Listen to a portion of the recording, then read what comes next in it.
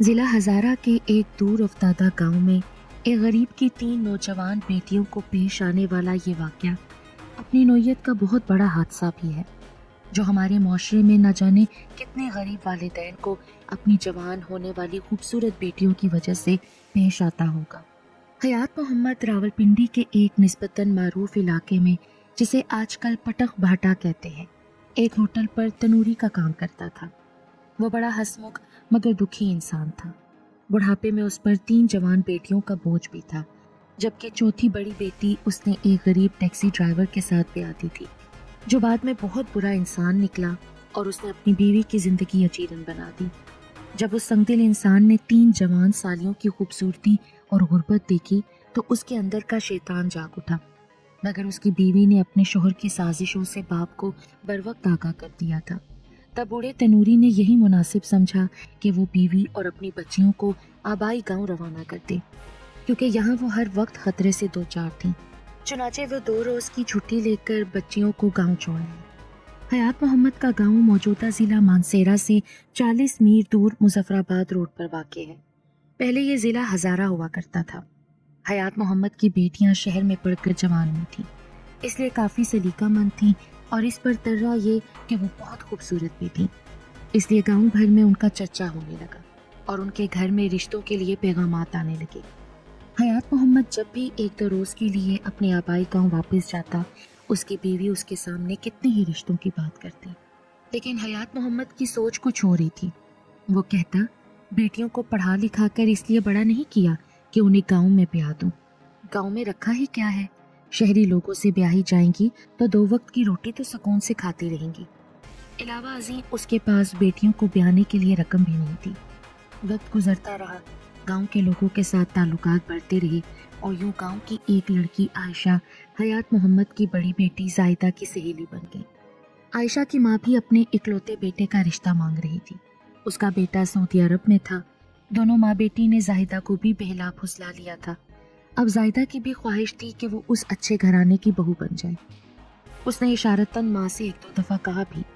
عائشہ نے بھی زور دیا اور اس کی ماں بھی رشتہ مانگنے کے لیے مسلسل آتی رہی۔ تب ایک دفعہ جب حیات محمد گھر آیا تو اس کی بیوی نے یہ رشتہ قبول کرنے کے لیے اصرار کیا۔ اس کی چھوٹی بیٹیوں عابدہ اور شازیہ نے بھی باپ کو راضی کرنے کی کوشش کی، مگر وہ پھر بھی راضی نہ ہوا۔ اس نے بیوی اور بیٹیوں کو سمجھایا کہ میں اسی گاؤں میں پلا بڑھا ہوں، جتنا ان لوگوں کو میں جانتا ہوں تم نہیں جانتی۔ ان لوگوں نے ہم پر بہت ظلم ڈھایا ہے، تم نے ساری عمر پنڈی میں گزار دی، تمہیں کیا پتا کہ اس گاؤں کے کیسے کیسے داغ میں نے سینے میں چھپا رکھے ہیں۔ میں نہیں چاہتا کہ میری بیٹیاں ظلم کا شکار ہو جائیں۔ بیٹیاں بھی کچھ سمجھیں کچھ نہ سمجھیں، بالآخر خاموش ہو گئیں۔ عائشہ کی ماں پھر ایک بار آئی، تب حیات کی بیوی نے انکار کرتے ہوئے کہا کہ بچیوں کا باپ نہیں مانتا، آپ لوگ کہیں اور رشتہ تلاش کر لیں۔ عائشہ کی اماں نے ہنستے مسکراتے بات ٹالتی تھی، لیکن اس نے آنا جانا برابر جاری رکھا۔ اس کی بیٹی بھی آتی رہی اور زاہدہ بھی جاتی رہی۔ کچھ عرصہ گزر گیا، مگر پھر حیات محمد کے گھر پریشانیوں نے ڈیرا ڈال دیا۔ ہوا یوں کہ حیات محمد 1-2 دن کی چھٹی پر گھر آیا۔ شام کا کھانا کھا کر وہ بیوی کے ساتھ کچھ ضروری باتیں کر رہا تھا کہ اس کی چھوٹی بیٹی شازیہ بھاگتی ہوئی آئی اور اس نے ماں باپ کو بتایا کہ زاہدہ پر جن آ گئے ہیں۔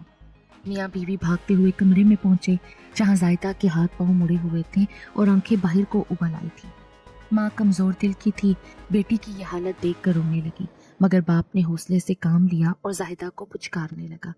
جو کچھ دم درود اسے آتا تھا اس نے کیا، مگر زاہدہ کی حالت بگڑتی چلی گئی۔ پہلے تو وہ گراتی رہی، پھر اس نے بال اکھاڑنے شروع کر دیے۔ نوجوان بیٹی کی یہ حالت دیکھ کر باپ بھی غم سے نڈھال ہو گیا۔ اب بیوی بھاگتی ہوئی ہمسائیوں کے گھر گئی، وہاں سے کچھ عورتیں آ گئیں، پھر کوئی آدمی گیا اور ایک عامل کو بلا لایا۔ عامل جی نے آتے ہی 2-3 چھریاں منگوائیں اور گرم کر کے زاہدہ کے تلووں اور جسم کو داغنا شروع کر دیا۔ اس نے بڑے وحشیانہ طریقے سے زاہدہ کو مارا بھی۔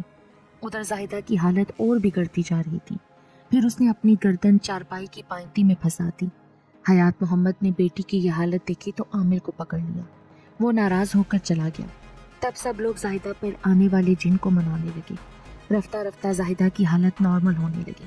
بالآخر وہ اٹھ بیٹھی۔ اپنے ارد گرد مجمع اکٹھا دیکھ کر اس نے کہا، مجھے کیا ہوا تھا؟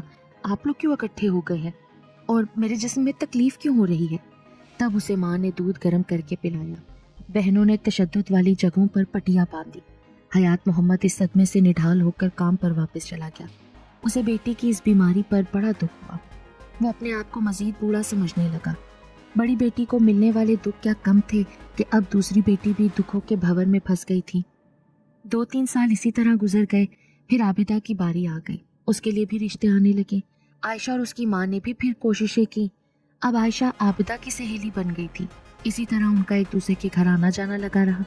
तब आयशा और उसकी माँ ने आबिदा को फुसलाया। आबिदा ने भी अपने रिश्ते के लिए बड़ी कोशिश की, मगर बाप भी न माना। इसके बावजूद आयशा ने आबिदा के घर आना न छोड़ा। जाहिदा अब हर वक्त उजड़ी उजड़ी सी रहने लगी थी। बिल्कुल पागलों की तरह हर वक्त खला को घूरती और अपने आप से बातें करती रहती। कोई कुछ दे देता तो खा लेती, वरना भूखी प्यासी अपने हाल में मस्त रहती। ना नहाती, ना धोती, ना कपड़े बदलती। उसे जबरदस्ती नहलाया धुलाया जाता।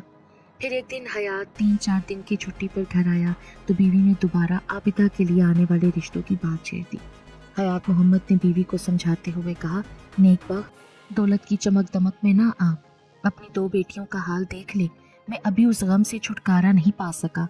तू साफ साफ इनकार कर दे कि बेटियों का बाप नहीं मानता। इतना कहकर वो अपनी बेटी जाहिदा के पास चला गया। उसे जाहिदा से बहुत प्यार था। उसने बड़ी मेहनत से जाहिदा को मैट्रिक कराया था, लेकिन वो बेटी के इस मुस्तकबिल से बेखबर था। उसने बेटी के सर पर हाथ रखा तो उसकी आंखें छलक आई, मगर बेटी को बाप की उस शफकत का एहसास भी ना हुआ कि वो तो होशो हवास से ही बेगाना हो चुकी थी। हयात मोहम्मद छुट्टी खत्म करके पिंडी वापस आ गया। अब उसे तनूर के साथ खुद भी जलना आ गया था। तकरीबन 1.5 माह बाद ही उसे इत्ला मिली कि उसकी दूसरी बेटी आबिदा पर भी जिन आने लगी है। तब उस पर सख्ता सा तारी हो गया। वो अपने खत GTS बस सर्विस के एक कंडक्टर जावेद से पढ़वाता था। जावेद बड़ा अच्छा और नेक लड़का था। वो एक अरसे से दिन और रात का खाना उसी होटल से खाता था। ये उस वक्त की बात है जब जायदा स्कूल में पढ़ती थी। जावेद जिस बस पर कंडक्टर था वो टेंच भाटा के आखिरी स्टॉप से राजा बाजार तक चलती थी। जावेद जाहिदा को दिलो जान से चाहता था। पहले पहले उसे इल्म न था कि वो किसकी बेटी है, मगर जब एक रोज़ हयात ने उसे बस में सवार कराया तो जावेद ने उससे पूछा था, चचा ये तेरी क्या लगती है? हयात ने बताया, मेरी बेटी है। जावेद बोला, अब तो बेगम हो जा चाचा, इसके किराए की फिक्र ना करना। जावेद ने जाहिदा को दिल ही दिल में चाहा था, लेकिन उसका इजहार कभी नहीं कर सका था। तभी से वो हयात मोहम्मद के ज़्यादा करीब हो गया था। फिर जब जाहिदा ने स्कूल जाना छोड़ दिया तो वो कभी कभार बातों ही बातों में हयात मोहम्मद से उसकी खैरियत दरियाफ्त कर लेता था। लेकिन ये ख़त पढ़कर वो भी परेशान हो गया। उसे जाहिदा का गम था। वो दिल में दुआएं करता रहा कि अल्लाह करे जाहिदा महफूज हो। ख़त सुनने के बाद जब हयात होशो हवास में आया तो जावेद ने हिम्मत करके पूछ ही लिया, चाचा तेरी दूसरी किस बेटी पर जिन आता है? जाहिदा पर। कब से? यही कोई 4 साल से। अब तो बेचारी पगली सी हो गई है। चाचा मेरा एक जानने वाला है, मैं उससे तेरी बेटियों का इलाज कराऊंगा। जावेद दिल थाम कर रह गया था। बेटा ऐसा ना करना, पहले हम एक कामिल को लाए थे, उसने मेरी बेटी को इतना मारा कि वो कई दिनों के बाद जाकर ठीक हुई थी। चचा हरामिल ऐसा नहीं होता, वो मेरा अपना जानने वाला है। मैं इसी हफ्ते छुट्टी पर जाऊंगा और उसे लेकर आऊंगा। तू फिक्र ना कर चचा, ये मेरे जिम्मे छोड़ दे तू अब। उस हफ्ते जावेद को छुट्टी ना मिल सकी, मगर वो हयात मोहम्मद के पास रोजाना हाजिरी देता था। अगले हफ्ते एक खत आ गया, लिखा था कि छुट्टी लेकर फौरन घर आ जाओ क्योंकि अब शाजिया पर भी जिन आने लगे हैं। ये खत भी जावेद नहीं पढ़ा। हयात मोहम्मद खत सुनकर सर थाम कर बैठ गया। रो रो कर उसका बुरा हशर था। उसकी समझ में कुछ भी ना आता था कि वो क्या करे। तब जावेद ने उसे दिलासा देते हुए कहा, तू फिक्र ना कर चाचा, मैं आज ही छुट्टी लेकर चला जाऊंगा और कल अपने दोस्त को लेकर तेरे पास आऊंगा। फिर देख तेरी बेटियां कैसे ठीक होती हैं। उसी दिन जावेद ने हफ्ते भर की छुट्टी ली और सीधा मेरे पास पहुंचा। वो मेरे पड़ोसी गांव का रहने वाला था। हम एक ही हाई स्कूल में हम जमात रह चुके थे। वो 8वीं में फेल हो गया तब हम लोग अलग हो गए थे और कई साल के बाद आज मिल रहे थे। थोड़ी सी आवभगत के बाद जब उसे थोड़ा आराम मिला तब उसने पूरी कहानी मुझे सुना डाली और ये भी कहा, मैं उस लड़की जाहिदा से बेपनाह प्यार करता हूँ, अल्लाह के लिए मेरी मदद करो। मैंने उसे इत्मीनान दिलाया कि यार हौसला रखो, अल्लाह खैर करेगा। वो मुझे सुबह का कहकर गाँव चला गया। दूसरे रोज़ सुबह वो 8 बजे ही पहुँच गया। मैं भी तैयार बैठा था। इस तरह हम दोनों पिंडी के लिए रवाना हो गए। तकरीबन 2 घंटे बाद हम उस होटल में जा पहुँचे। ہوٹل کے مالک اور حیات محمد سے ہماری ملاقات ہوئی۔ وہ بیچارہ قابل رحم تھا۔ ہوٹل کا مالک بڑا شریف انسان تھا۔ اس نے کچھ خرچہ وغیرہ حیات محمد کو دیا اور کہا، چچا آرام سے جا کر سکون کے ساتھ بیٹیوں کا علاج کراؤ، اگر مزید خرچے وغیرہ کی ضرورت ہو تو مجھے لکھ دینا، میں بھیج دوں گا۔ ہم لوگ وہاں سے لیاقت باغ پہنچے۔ ان دنوں لاری اڈا یہاں ہوتا تھا۔ وہاں سے مانسیرا والی بس پر بیٹھ گئے، پھر مانسیرا سے ایک بس کے ذریعے منزل پر پہنچے۔ وہ عصر کے بعد کا وقت تھا۔ تھوڑا سا فاصلہ طے کر کے جب ہم نے حیات محمد کے گھر میں قدم رکھا تو اس کی بیٹیوں نے ہنگامہ برپا کر دیا۔ وہ تینوں چیخ چلا رہی تھی، وہ آ گئے ہیں، انہیں باہر نکال دو ورنہ ہم بڑا نقصان کریں گے۔ حیات محمد اس صورتحال سے گھبرا گیا، اس کی آنکھوں میں آنسو تیرنے لگے۔ میں نے اسے دلاسا دیا، حیات محمد حوصلہ رکھو، سب ٹھیک ہو جائے گا۔ مگر وہ حوصلہ کیسے رکھتا؟ پھر اس کی بیٹی عابدہ نے جاوید کی طرف اشارہ کرتے ہوئے کہا، اچھا تو تم ہمارے دشمن ہو، تم اسے لے کر آئے ہو نا، ہم تم سے بھی نمٹ لیں گے۔ جاوید بھی اس صورتحال سے گھبرا گیا۔ میں نے پہلے درود پاک پھر سورہ اخلاص کا ورد کیا، ان پر دم کرنے لگا۔ 10-15 منٹ بعد وہ نارمل ہو گئی۔ تب حیات محمد کو تھوڑی سی تسکین ہوئی۔ پھر مغرب کی اذانیں ہونے لگی تو ہم لوگ قریبی مسجد میں چلے گئے۔ نماز سے فارغ ہو کر واپس آتے ہی میں نے حیات سے مٹی کے کٹورے میں پانی لانے کو کہا۔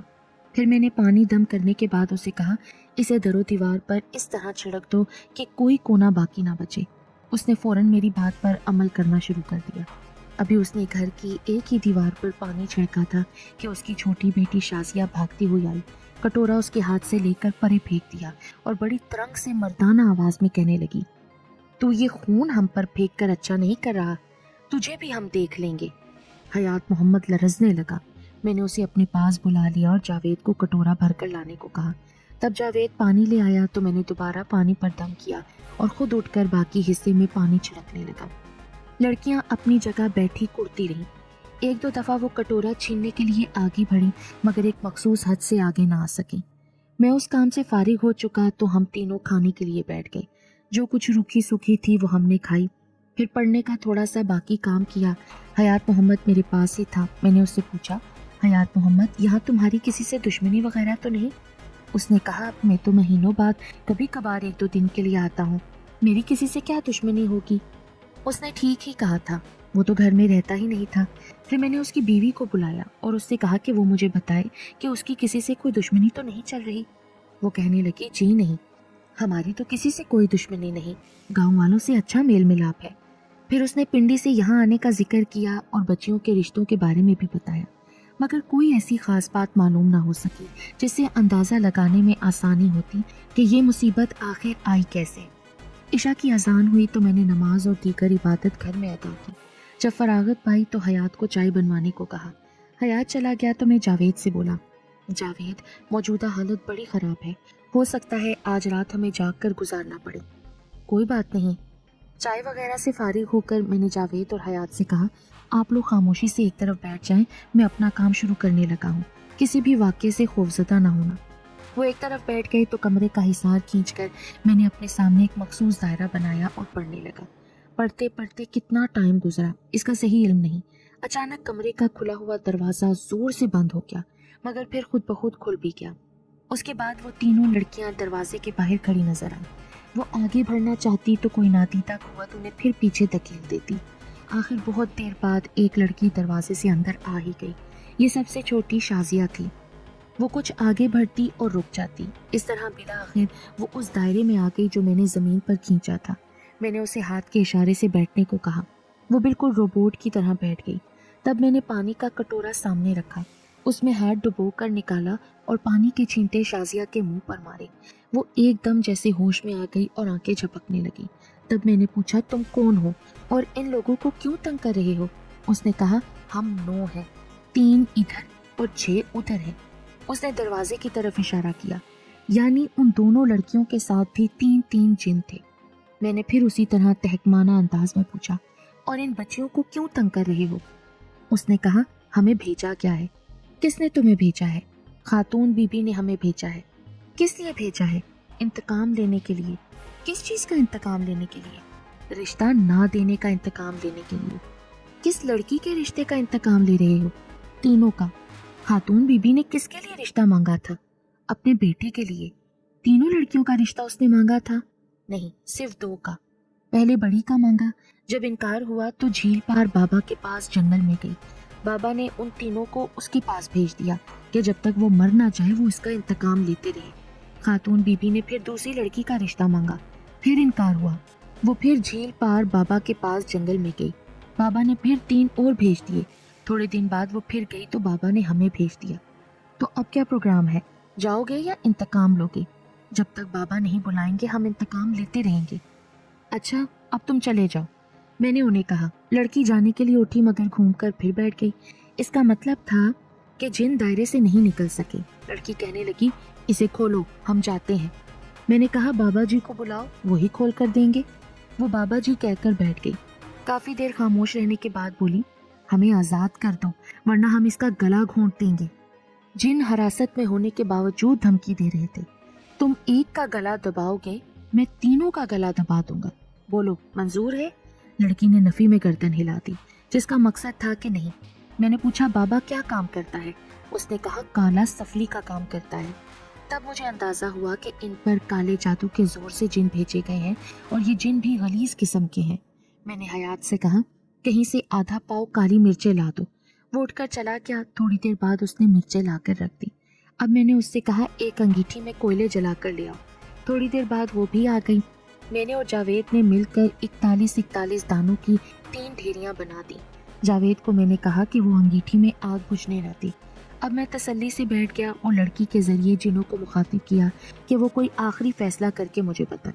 लेकिन लड़की ने सर के इशारे से इनकार कर दिया। मैंने उन्हें आखिरी बार कहा, बाबा जी को बुला लो ताकि वो तुम्हें बचाए। अगर ऐसा नहीं हो सकता तो तुम चले जाओ, वरना मैं तुम्हें जलाकर राख कर दूंगा। लड़की खामोश बैठी रही और कोई जवाब न दिया तो मैं समझ गया कि जिन जाने वाले नहीं। मैंने अंदाजा लगा लिया कि वो काले थे और इस तरह मानने वाले भी नहीं थे। मैंने काली मिर्च का एक ढेर सामने किया, फिर एक मखसूस आयत का विर्द करने लगा। अब उन पर तरस खाने का कोई फायदा न था। मैंने पढ़ना शुरू कर दिया और एक एक दाना अंगीठी में फेंकने लगा। जब 20-25 दाने जल चुके और फिजा में नागवार सी बू फैलने लगी तो शाजिया के बदन में हरकत सी हुई और उसने चीखना शुरू कर दिया, बस करो, मैं जाता हूँ। मगर मैंने अनसुनी कर दी। उनकी आहो बका सुनने का कोई फायदा भी न था। अगर कोई ये अमल जानता है तो उसे पता होगा कि अध जले को छोड़ देना कितनी बड़ी नादानी है। लड़की यानी जिनों की चीखों पुकार जारी रही। बिला आखिर मैंने आखिरी दाना भी आग के सुपुर्द करके सुकून का सांस लिया। बदबूदार धुएं से पूरा कमरा भर गया था। जब थोड़ी देर बाद धुआं खत्म हो गया तो शाजिया पर सवार 3 जिनों में से एक राख बन चुका था। अब मैंने दूसरी ढेरी अपने पास रखी और दाने शुमार किए। वो भी 41 ही थे। फिर दूसरा अमल शुरू हो गया। पहले जिन के जलने के बाद दूसरों के हौसले पस्त हो गए थे। वो 3-4 दानों के बाद ही चिल्लाने और फरियाद करने लगे, मगर मैंने अपना अमल जारी रखा। फिर दूसरी ढेरी के बाद तीसरी ढेरी भी एक एक दाना करके जला दी। अब शाजिया दायरे में बैठी नहीं बल्कि लंबी होकर सो रही थी और ये निशानी थी कि वो तीनों जिनों की गिरफ्त से आज़ाद हो चुकी थी।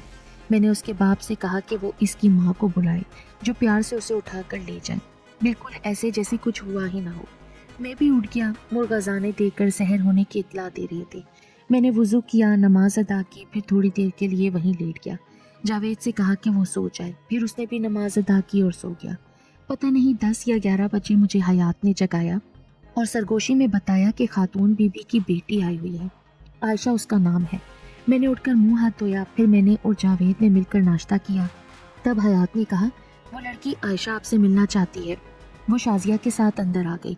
बड़े चाव और लगावट से उसने मेरा शुक्रिया अदा करते हुए कहा, आपने इन लोगों की मदद करके बड़ी नेकी की है।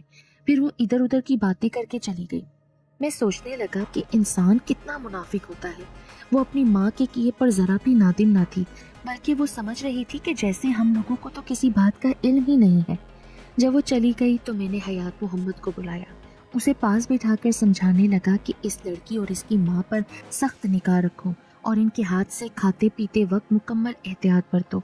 ऐसा ना हो कि ये फिर कोई हरकत कर बैठे। उस वक्त 11 बज रहे थे। मैं चाहता था कि ज़ोहर से पहले पहले अगर एक और लड़की भी आज़ाद हो जाए तो ज़्यादा बेहतर है। चुनाचे मैंने अमल के लिए ज़मीन पर डेरा लगाया। काली मिर्च के दानों की 3 ढेरियां लगाईं, अंगीठी गरम कराई, अपने सामने दायरा खींचा और पढ़ने लगा। थोड़ी ही देर बाद आबिदा और जाहिदा दरवाजे पर नमूदार हो गई।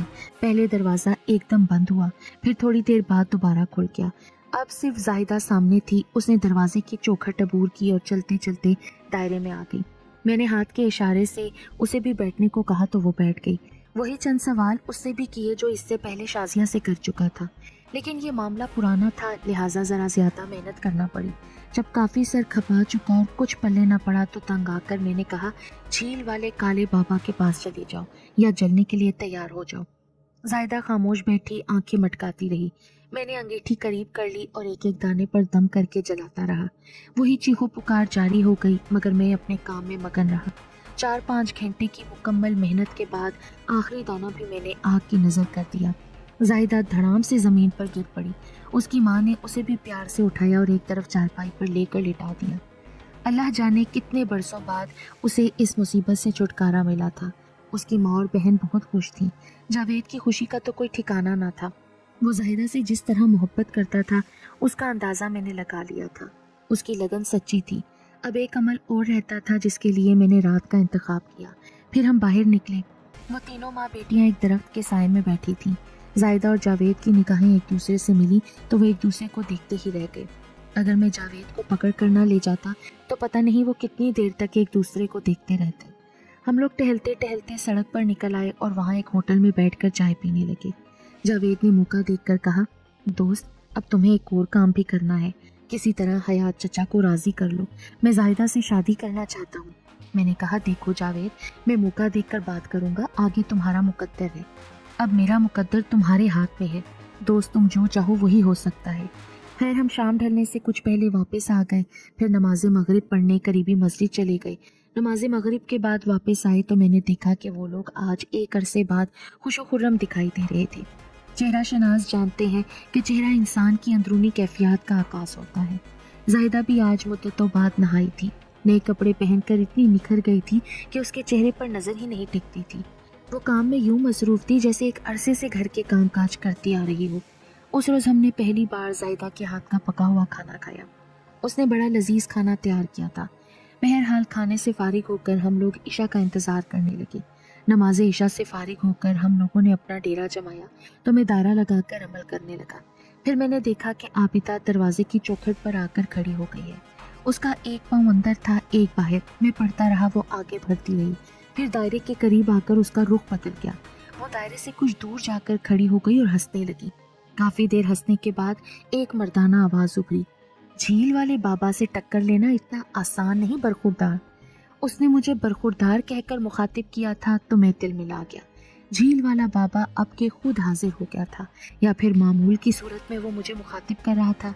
काफ़ी देर तक जब अमल से कोई असर ना हुआ तो मैं खामोश हो गया। मेरी खामोशी पर उसने कहकहा बुलंद किया। यूं कमरे में एक आसेब ज़दा सा माहौल बन गया। मैंने देखा जावेद समेत सबके चेहरे पीले हो गए थे।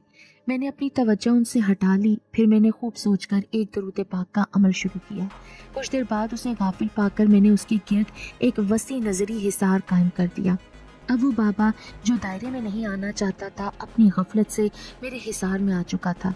उस काम से फारिग होकर मैं एक बार फिर दरूद पाक पढ़ने लगा। जब ये अमल मुकम्मल कर चुका तो उसे मुखातिब किया, झील वाले बाबा, ज़रा सामने तो आओ। उस पर आबिदा ने झुरझुरी सी ली। हम सब ये देखकर दंग रह गए कि एक काला सा मेंढा अपने बड़े बड़े सींगों के साथ वहाँ खड़ा है। मैंने उसे मुखातिब किया, बाबा, अब अपने चेलों का दीदार भी तो तू करा दे।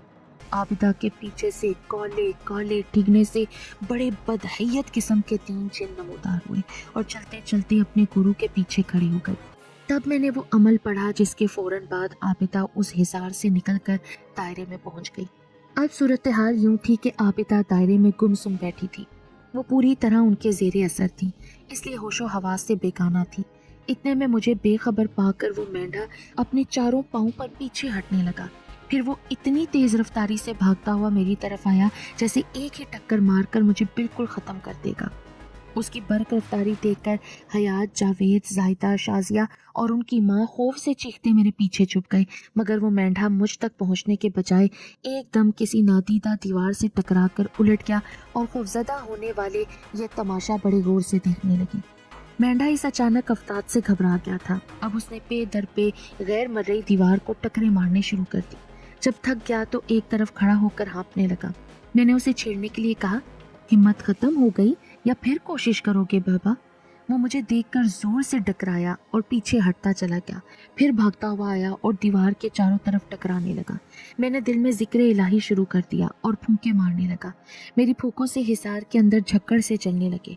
अब उनकी हालत ये थी कि तीनों जिन आगे आगे थे और मेंढा उनके पीछे था।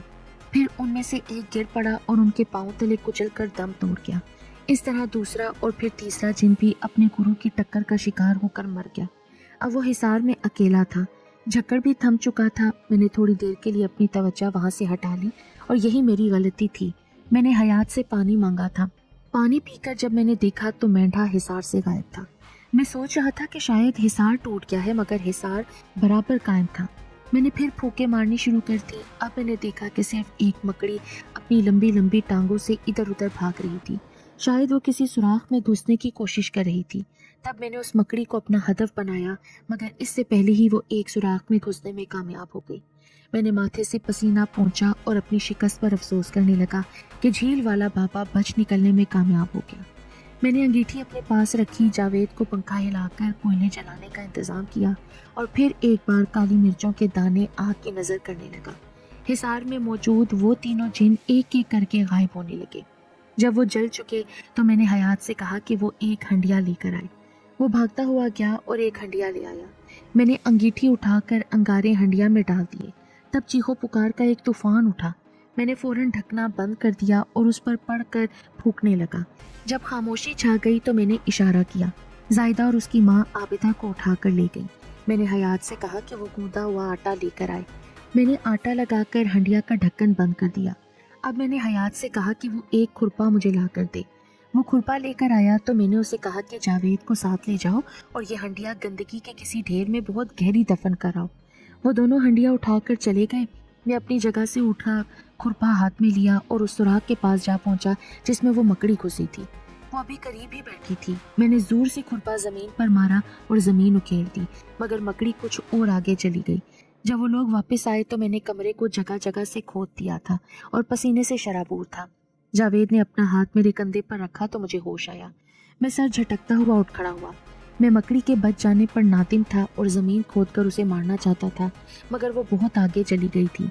मैंने गुस्से से खुरपा फेंक दिया और पसीना पोंछने लगा। कुछ देर बाद मुंह हाथ धो ही रहा था कि मौज़न ने सुबह होने की नवीद सुनाई। तब पता चला कि पूरी रात गुजर गई थी। मैं, जावेद और हयात मस्जिद की तरफ चले गए। वहाँ जाकर मैंने गुस्ल किया और ताज़ा दम होकर नमाज पढ़ी। वापसी पर घर में दाखिल हुए तो पहली बार उसकी बीवी के होंठों पर मुस्कुराहट नजर आई। चहल पहल से यूं लगता था जैसे आज ईद या कोई और खुशी का दिन हो। मैंने अल्लाह ताला का शुक्र अदा किया कि उसने इन गरीब लोगों की मदद की थी। हयात भी आज पहली बार बड़ा मसरूर दिखाई दे रहा था। हम लोगों ने बैठकर चाय पीकर हयात कहने लगा, मेरी समझ में नहीं आता कि मैं किस तरह आप लोगों का शुक्रिया अदा करूं। आपने मुझ जैसे आदमी को जिस मुसीबत से निजात दिलाई है उसका शुक्रिया किसी तरह भी अदा नहीं कर सकता। मैंने हयात का हाथ पकड़ा और उसे उठा लिया और अपने पास चरपाई पर बिठाकर कहा, हयात, शुक्र सिर्फ अल्लाह का अदा किया जाता है। हम लोग क्या चीज़ हैं? कुछ भी नहीं। अब क्या प्रोग्राम है फिर? वो मुझे सवालिया नज़रों से देखने लगा जैसे मेरा मतलब न समझा हो। मैंने जावेद को बाहर जाने का इशारा किया। वो बाहर चला गया। मैंने हयात से पूछा, यहाँ कब तक रहने का इरादा है? फिलहाल तो मैं 2-4 रोज़ बाद काम पर जाऊँगा। मेरी मानो तो अब काम छोड़ दो। वो हैरत से मुझे देखने लगा जैसे कह रहा हो तो फिर क्या करूँ? तुम यही एक छोटी सी दुकान खोल लो, मगर दुकान के लिए तो पैसा चाहिए। वो मेरे पास नहीं है। इसकी तुम फिक्र ना करो, कोई ना कोई बंदोबस्त हो जाएगा। सिर्फ तुम अपना फैसला खुद कर लो। ठीक है, अगर पैसे का बंदोबस्त हो जाए तो मैं आज ही गांव में कोई मुनासिब जगह देखकर दुकान खोल लूँगा। जब वो इस बात पर राजी हो गया तो मैंने उससे कहा, लड़कियों के बारे में क्या सोचा है? वो मेरी तरफ देखने लगा जैसे उसे कुछ भी समझ ना आया हो। जावेद कैसा लड़का है? बहुत अच्छा। हयात ने उससे ताल्लुकात की बहुत पुरानी बातें सुनाई तो मैंने उससे कहा, जावेद तुम्हारी बेटी जाहिदा को बहुत पसंद करता है, शादी करना चाहता है, लेकिन उसे हिम्मत नहीं हुई कि वो आपसे कहता। ये सुनकर हयात की खुशी का कोई ठिकाना ना रहा। फिर वो कहने लगा, बाबूजी, बेटी के हाथ पीले करने के लिए मेरे पास पर कुछ भी नहीं है। मैंने उससे कहा, कैसी नाउमीदी की बातें करते हो? कौन सा तुमने आज ही बेटी ब्यानी है? اللہ خیر کرے گا، کوئی نہ کوئی حل نکل آئے گا، پہلے حامی تو بھر لو۔ باؤ جی، اگر اللہ مجھے جاوید جیسا فرما بردار بیٹا دے دے تو مجھے اور کیا چاہیے۔ میں اس سے بغل گیر ہو گیا، پھر وہ اٹھ کر باہر چلا گیا۔ چند لمحوں کے بعد وہ اور اس کی بیوی ایک پلیٹ میں چینی ڈال کر لے آئے۔ انہوں نے میرا منہ میٹھا کرایا۔ اس کی بیوی نے مجھے بہت دعائیں دیں۔ اس گھر میں روٹھی ہوئی خوشیاں واپس آ گئی تھیں۔ حیات محمد کی دکان کے لیے جاوید نے بہت مدد کی تھی۔ 3 ماہ بعد مجھے جاوید کی طرف سے اس کی شادی میں شرکت کا دعوت نامہ ملا تھا، مگر میں ناگزیر وجوہات کی بنا پر اس کی شادی میں شریک نہ ہو سکا۔ کچھ عرصے بعد مجھے یہ اطلاع بھی مل گئی تھی کہ جاوید نے اپنی سالیوں شازیہ اور عابدہ کی شادیاں بھی اپنے عزیزوں میں کرا دی تھی۔ اللہ کرے کہ وہ سب خوش و خرم ہو اور اللہ پاک سب کو سفلی عمل اور ہر قسم کی افتاد سے محفوظ رکھے۔ آمین ثم آمین۔